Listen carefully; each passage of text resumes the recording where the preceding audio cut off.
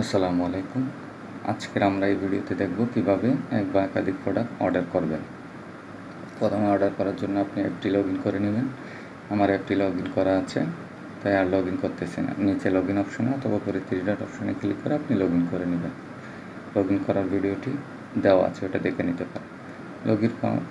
Log in করার পরে আপনি আপনার যে প্রোডাক্টটি অর্ডার করবেন সেটা খুঁজে নেবেন। ধরুন আমি এই প্রোডাক্টটি অর্ডার করব। অর্ডার করার জন্য উপরে প্রথমে সাইজ ক্লিক করব, পরিমাণ, তারপর বিক্রয় মূল্যটা ক্লিক করব। যেমন এটা 850 টাকা বিক্রি করব, এটা আমি লিখে দিচ্ছি। এরপরে অর্ডার তালিকায় ক্লিক করুন, ওখানে ক্লিক করব, এটা যুক্ত হয়ে গিয়েছে। এখন আমি আরেকটি প্রোডাক্ট অর্ডার করব, এটা খুঁজতেছি, এটা খুঁজে পেলাম, এই প্রোডাক্টটি অর্ডার করব। সাইজ ক্লিক করবেন, পরিমাণ, তারপর অ্যামাউন্টটা লিখে দেবেন 750 টাকা দিলাম ধরেন। তারপর আমি উপরের দিকে কার্ট আইকনে যাব, ওখান থেকে ক্লিক করার পরে উপরের দিকে কার্ট এই আইকনে ক্লিক করবেন। ক্লিক করার পরে আপনার সামনে এরকম আসবে। আসার পর আপনি কুপন করে খালি রাখবেন। দেন নামে এখানে আপনি কাস্টমারের নাম, কাস্টমারের মোবাইল নাম্বার, তারপর কাস্টমারের জেলা, তারপর হচ্ছে কাস্টমারের থানা, যে থানাটি দিয়েছে ওই থানা, তারপর হচ্ছে কাস্টমারের এলাকা, ধরেন কোনো গ্রাম, বাজার বা বাসা, বিস্তারিত এটা এখানে লিখে দিবেন।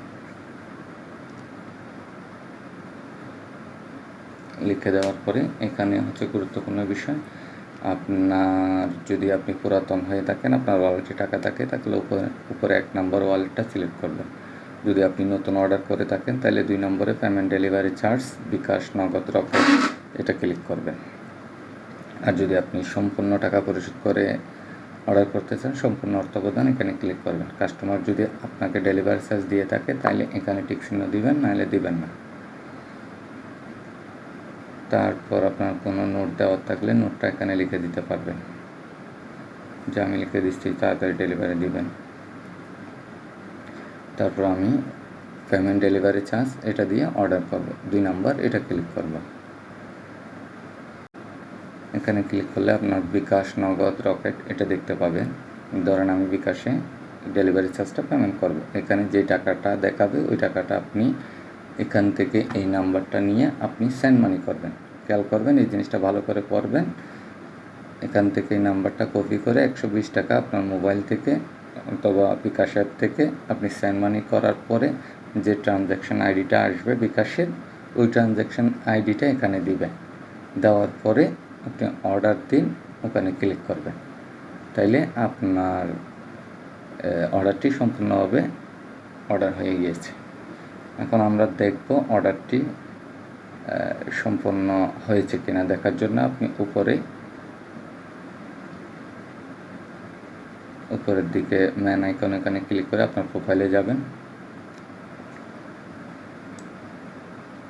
প্রোফাইলে যাওয়ার পরে আপনি